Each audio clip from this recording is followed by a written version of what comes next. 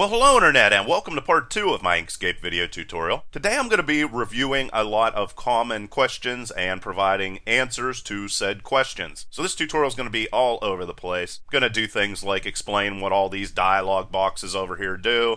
I'm going to show you how to create your own keyboard shortcuts, and a whole bunch of other random things. So let's just dive into it. Now, of course, if you are opening up Inkscape, you are not seeing these dialog boxes over here. So of course, you're going to have to come over here and click on this for stroke and fill, that for text, that for layers, and that for align and transform. And if you want to open up all of the different boxes, we're going to have to go in here, view, and then find swatches. Open that up. You're also going to have to go into object and then go and open up rows and columns. I'm going to describe what all those things do, by the way. And this tutorial is going to be a little bit more relaxed than the last one because I want to make sure I really focus in. Now, I think it's very important to go over once again the basic sort of things that you're going to use all the time. So if I create this rectangle here and I want to edit it, I'm going to click on my selection tool, or S, and then I'm going to be able to, of course, switch between skewing or rotation or scaling. Very important. Now, if we are in rotation mode, of course, if we hold down the control key, and I'm reviewing this multiple times just to make sure it sticks. Anytime we hold down the control key and do something, chances are it's going to constrain something. So in this situation, it's going to constrain rotation to 15 degrees. That is what it does. If, however, we go and use the shift key, it's going to do something neat, especially in rotation mode. It's actually going to rotate this, and that's when I hold down the shift key, based off of the opposite angle. So as you can see, now it is rotating that way. Control undo or Control Z. Another thing we can do if I want to change the way that my objects rotate, so I can come in here and move this center point. So I can move it anywhere. Let's move it up here. Now we'll zoom out, and I'm not holding the shift key, and I'm going to rotate it. Now it's going to rotate based off of that changed center or rotation point, which is right there. Another thing to pay attention to is while you are scaling, there are things called effect options, and they are up here in our top bar, and they are going to affect things whenever you scale. This one, for example, is going to lock into position your stroke so that as you scale your object, it will not change the stroke width. That is if it's turned off. Now it's currently off, now it's on. When it's on, as you scale your object, it is going to scale the stroke. I almost never change this because most of the time it makes sense. If I want to scale my object and I like the way the stroke looked previously, I want to keep the stroke looking the way that it did. So normally I keep all these on, and this is also going to change the angle of, let's say, your rectangle, which has a curve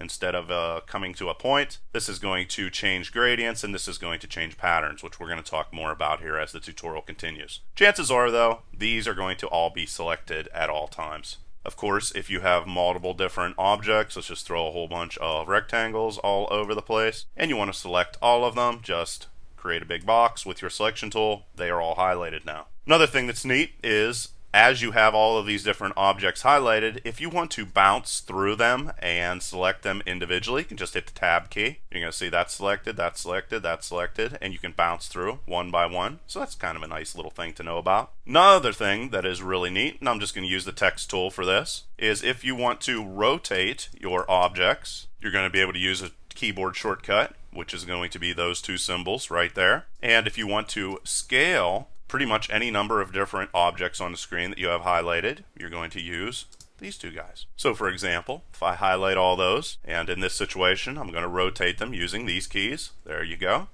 And if I want to scale them, I can use these keys. And there you can say this is going to be scale up, this is going to be scale down, and this is going to be rotate to the right, and rotate to the left. And there you can go. Now, whenever you are going to be working with artwork inside of Inkscape, you're mainly going to be working with what are called scalable vector graphics. However, most of the time, if you're going to export to like Adobe Illustrator, for example, you're going to export as a PDF. And chances are, if you're going to be exporting just regular images or raster images, as they're called, you're going to be exporting in the PNG format, which is perfectly great and something you really shouldn't have to mess with. Now I'll go in here and explain document properties, which is down here. It's basically this little page with a wrench in it, and we will zoom in here. Now we talked about page already. Here's the default units. I have it set for pixels, and chances are that's what you're going to do all the time. That's going to affect your rulers as well as if you click and then create objects. Here we're going to define our page sizes if we wanted portrait or landscape, and here we're going to define if we want our page border on or off. Last time I shut it off, and I'm going to leave it off right now. Then we come to guides, which I showed you previously. Basically here we're going to be able to change the color of our guide whenever we drag it out and whenever we highlight it. So if you don't like blue or you don't like red, come in here and change that. Then we have grids. These are a little bit weird. Here of course you're also going to be able to come down and change the color. By default it's a bluish color. I changed it to a cyan just because I like it, and you can do whatever you'd like. The thing that's weird about these is if you want to use a different grid, you can actually use more than one grid at a time. You're going to have to come in here. Right now we're using a rectangular grid, which I'll zoom out here. And we're going to open up the grid. I don't need this anymore. Just by clicking on the number sign. So Shift and 3.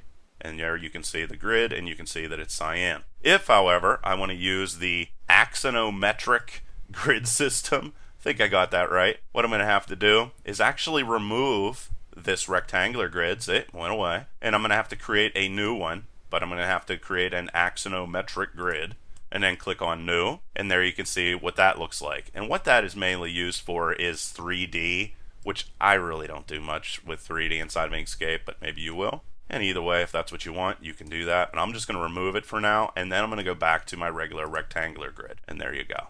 So that all works out good for me. Then we have snap. Basically, the way snap works is whenever you have a grid or you have a guide, very often you have them on the screen because you want to be able to have objects automatically line up to them or snap to them. And here you're able to define that. Color management and scripting I'll worry about at a later date because it's not something you commonly need. If you want to shut off your grid, you just go Shift 3 or number sign, whatever you want to remember. I think number sign's great because it looks like a grid, of course. Now in a second here, I'm actually going to come in here and delete or change a key code. And before I do that, I'd like to show you how to find all of the different key code shortcuts that are available. Just go Help and Keys, Mouse Reference. And if you click on that, it's going to open up all of the shortcuts in a window in a browser. And there you can see. There are all of them. You can search for them. And of course, the ones that are most commonly used are in boldface and quite large. But I'm going to shut that down right now. And then I'm going to go into exactly how to create a new shortcut. Now you might say, why would you ever want to create a new shortcut? Well, I'll give you a perfect example. Let's take this rectangle, for example, and let's go and create a whole bunch of other different rectangles on top of it. Now, if I want to send this guy to the back of this rectangle here, I can just come up here and click on this, but it'd be much nicer if I could just hit a shortcut on my keyboard. Only problem with that is this says page down is how I lower a selection on the canvas, and this says page up is how I raise an object on my canvas. Well, I don't have page down and I don't have page up on my keyboard. So wouldn't it be nice to define those to something else, like for example, the F5 or F6 key on my keyboard? I'm going to show you exactly how to do that. And to do that, we're basically going to use a file called default XML, and it's going to be inside of Inkscape. And if you are on a Windows computer, it's going to be located in whatever your Inkscape folder name is, share, and then it's going to be in the keys directory, and then default. And everything's the same across every single operating system. So for Windows, this is where you're going to find default XML. If, however, you are on a Mac, you have to jump through a couple hoops. Let's first open up my applications folder, and there's Inkscape. And if I want to change this, I'm going to have to go and highlight Inkscape and then go show package contents. That is going to open up this contents folder, which I'm going to open up. Then I'm going to have to look for resources, which is right here. And then I'm going to have to look for keys, and that is right there. Inside of that folder, I am going to find default.xml. Just like on Windows, this is going to be the file that we need to edit. Okay, so here is default XML. And remember, what I want to do is, let's jump over into Inkscape. We're not in any big hurry here. There's Inkscape again. What I want to do, I'm just going to highlight this, is I want to change this, which is going to allow, let me just show you exactly what that does, by the way. Okay, so here is this rectangle. Let's make it red just so it stands out. Now what I want to do is move that rectangle below this rectangle. Like I said, I can click on this button, which is going to lower it, and that's what I'm doing right now. and there you can see it went behind. This button right here, right there, is going to raise it, and there you can see it went on top. So what I want to do is create a shortcut that is going to change this from page down, which is the shortcut, it's over here on the right side of the screen, to F5, and then change this from page up to F6. Okay, hopefully that makes sense. So let's jump back into default.xml, and here it is. Now what I want to change is page down, but first what I'm going to change is the F5, whatever it's currently bound to. So to do that, I'm going to do a search and do a find on F5, and let's see where it is, and there it is. So currently the shortcut for F5 is set to the tool arc, but I already use E, so I have no problem getting rid of that. I'm also, on top of that, going to change display. Remember when it said page down and page up whenever I put my mouse over top of those little tool buttons? Well, I want the display to no longer show F5 for this, of course, and instead show it for E, which is what I use all the time anyway. And then so I don't potentially damage anything, I'm going to come in here and I'm going to comment this out. And this is how we comment things out, by putting this guy right here at the beginning and then this guy right here at the end. If you're not used to HTML, that might not make sense. So there that is. Now the next thing I want to do is get rid of the F6. So I'm going to come up here again, search through my document, find F6. Oh, there's F6. And that is set for my pencil. Well, I definitely don't want to use that because I use P, just like I showed you previously. So I'm going to take this guy right here and put him down there. And then I'm going to comment this out again, like that and like that. Perfect. So now I have F5 and F6 available for me to use instead of using page up and page down. So what I'm going to search for now is page up. Where is it? I currently cannot find page up or page down. So what else could we use? And I'm acting a little dumb here on purpose just so I can work through the process. Let's try selection. Lower selection, raise selection. And let's do a little search. So let's see if we can find selection and do a find. And there we have zoom selection. That's not what I'm looking for. Object selection, selection to front, and page up. There we go. It was underlined. So what I want to do is for selection raise, I want to change that to F6. No big deal. Just come in here, change this to F6, right like that. And maybe to be a little bit safe, let's comment this line out just in case something goes crazy and I need to come in and change this later. And then I'm going to do a copy on this line right here, paste that in there, and change this to page up. I want it to be F6. Okay, so that looks really good. Now page down, I want to change this. Again, I'm going to comment this out. Just get a copy of it here for a second. And let's comment this out like that and like that. And now let's change this to F5. File save it. And then let's come into Inkscape and close it and restart it to see if it worked. And after I restarted Inkscape, you can see right here that if I put my mouse over this, you can see F5 shows up now, and here F6 shows up. So that is how you create your own shortcuts. Kind of cool. But you can also see here that I lost all my dialogues when I shut that down. So let's open them back up again. Layers and align transform. There they all are. I'm going to shut off the text, and then I'm going to grab all of these guys and throw them into place. Also open up layers. There's layers. And then let's also go in here and do view and swatches and object and rows and columns. There they are. Drop that right there. Take the swatches, drop them right there. Da da da da da. And everything is looking really good. Okay. I'm just going to leave this little page here. Gonna do a little zoom in on the actual page on the screen.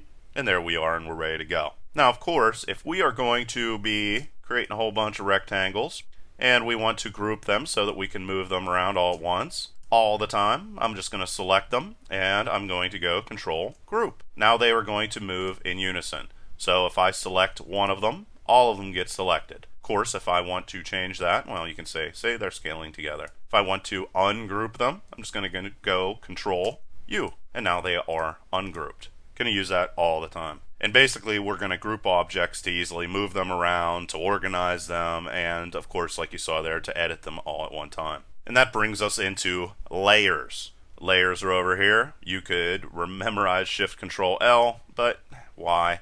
I'm just going to open up the layers panel and let's take a look at layers and why we would ever use them. Basically, we're going to use layers because layers are going to make it easier for us to organize our objects. Basically, when I create a layer, or I decide, you know what, I need a new layer, that happens anytime I find myself editing the same objects together over and over again. I tend to put them on their own layer. I also use layers to make it easier to select objects that might not be easy to access if they were on the same layer. Just give you sort of an example here. Let's say I have this rectangle right here, and for some reason it is under this rectangle. Now, if I ever want to access it, I kind of can. I mean, I can just hold down the Alt key and click on it here and click on it there, and you can see that I'm able to get a hold of this rectangle like that that's underneath. But if I need to access it to do other things that don't quite work in that situation, that's a situation where I want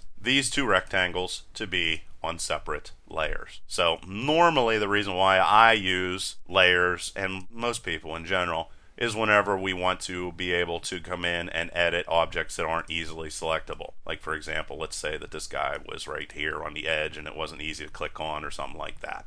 Hopefully that makes sense. Now, if you were on a Mac and you just had trouble doing exactly what I just did, where I held down the Option key and selected this layer back here, the reason for that is because of a weird funky error, and I'm just going to show everybody how to fix that. Basically, up here you're going to see X11. You're going to want to click on that and go to Preferences. Click on that. This little dialog box is going to open up here. Make sure this is unchecked, this is unchecked, this is checked, and this is checked. If you do that, that problem will go away, and you will now be able to use the Option key exactly how people in Linux and people on Windows use their Option key. So there's another quick little fix that just sort of popped up there. Another thing that's kind of neat is, let's say we have a whole bunch of rectangles all over the place, and I want to select a couple weird ones in a strange sort of way. So this is basically what we got. And I have my selection key, and let's say I want to come in here and I want to select this one, and this one. Well, that's not exactly something that's going to be all that easy to do because there's all these other rectangles in the way. So how can I get them? It's actually quite easy. All you're going to need to do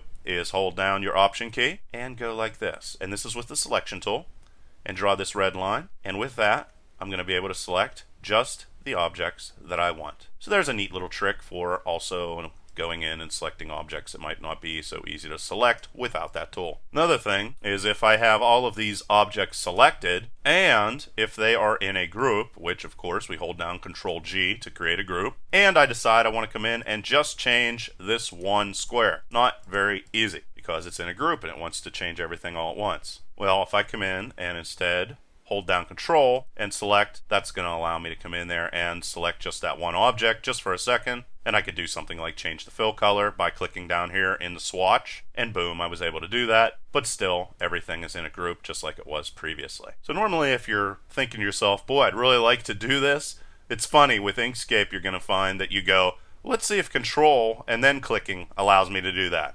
It doesn't. Okay, let me see if what happens whenever I hold down the Option key and then click it. Oh, that didn't work. Okay, let's see what happens when I hold down the Shift key and click it. Chances are, if you do that enough times, you're going to find a way to do exactly whatever you are trying to do. Even if it is, let's draw a couple more rectangles. There's another rectangle, there's another rectangle, there's another rectangle. Select everything here and ungroup it, Control U, ungroup. So now I have a whole bunch of rectangles on top of each other, and let's say that I want to come in here and select them one by one. I'm going to use my F5 key to hide all these rectangles behind this big rectangle, and there we go.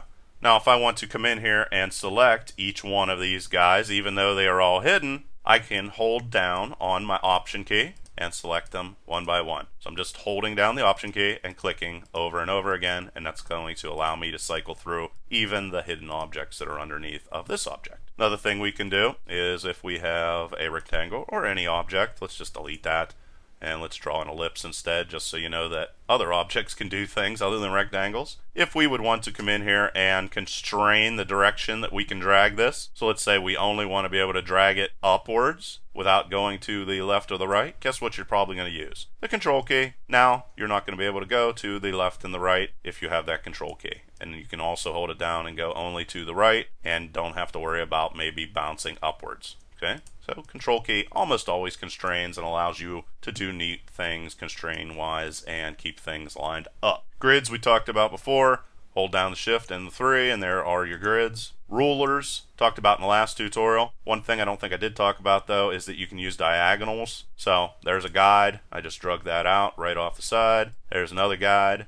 Now let's say I want a diagonal one, not a problem. Sometimes it's a little funky. There you go. And I can drag out a diagonal one. Another thing you can do with this guide is this is at a 45 degree. Let's say you don't want the guide at 45 degrees. Just double click on it, come down here, change the angle from 45, which is what it is by default, and change it to some other degree if you'd prefer to have it that way. And of course, if you want to get rid of your guides, you just drag them up off of the screen. And I was asked about how to change objects into guides. I'll show you that here. But another thing here that I didn't mention is, let's say you have a whole bunch of guides on your screen and you want them to delete or hide themselves. You can just hold down Shift and the OR key, and there they go. They disappeared. And by OR key, I mean it's over on the right hand side of the screen. It's the same key as the backslash. And like I said before, you can convert objects into guides as well. Now that everything's cleared up, let's go and draw ourselves a rectangle. Let's go and duplicate it, Control D. And now let's go Shift G. And there you can see we created guides based off of the object that was selected on the screen. So something else neat. Now let's take a second to take a look at the Align tool and exactly what it does. So let's say I have a whole bunch of rectangles here on our screen. Let's draw them in there. And then we'll go over to Align and Distribute. This is actually pretty useful. Now, what you're going to want to do here is your alignment and your distribution is going to be based off of or be relative to something. So it's either going to be what you have selected or your drawing or the page or the smallest object or the biggest object. You're mainly going to figure this out just by playing around with it. This guy's basically going to align to the right, align to the left, center, so forth and so on. So let's go and select all these guys, align to the right. There we go. Let's do a Control Z undo. This is a different align to the right side, and there you can see this is normally what you're going to use, this guy without these yellow dots. So you're going to use this one, and this one most of the time. Align to the left, and there you can see, and you can bounce backwards and forwards. And then that is center, of course. You can also, of course, align to the top, just like you see right there. You can align to the bottom, and then you can do another center. And there you can see after we hit center, both on a horizontal and a vertical way, that all the objects are pretty much centered on our screen. And let's go and change the color. And you can see how I'm changing the color is I have the selection tool, of course. I'm clicking on an object, going down here and clicking on a swatch. So that is how all of my different object colors are changing. Distribution is going to do exactly that. It's going to distribute these different objects that you have selected in a uniform way, unless you click on this, which is to randomize them. So let's select them. You can see here's randomized. There we go. Everything's randomized. And if you want to distribute them to make them an equal distance apart, if we have them in a horizontal manner, say like this, they're going to put them an equal distance apart on a horizontal way, and there you can see is how that works. So if we want to, for the most part, if you're distributing objects an equal distance apart from each other, you're going to be using this one to make them be an equal distance apart on a horizontal plane, and you're going to use this one to make them an equal distance apart on a vertical plane. And then this is randomized, which I don't think I've ever used, and then this is also allowing you to distribute text, which is another thing that I almost never use. But that's just a brief explanation of how you would align and distribute different objects inside of Inkscape.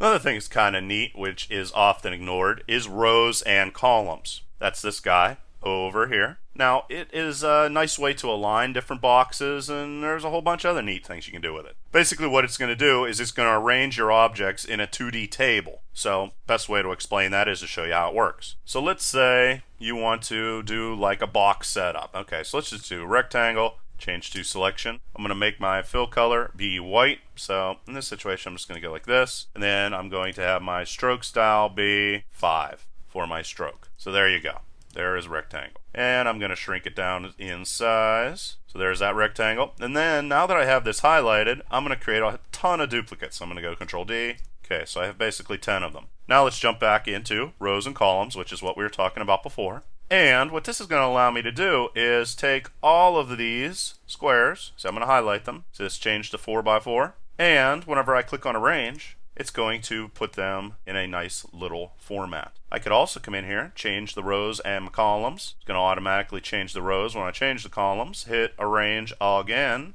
and there you go. and everything is all lined up real nice on the screen. So this is a tool that's kind of ignored that for some reason I find myself using all of the time.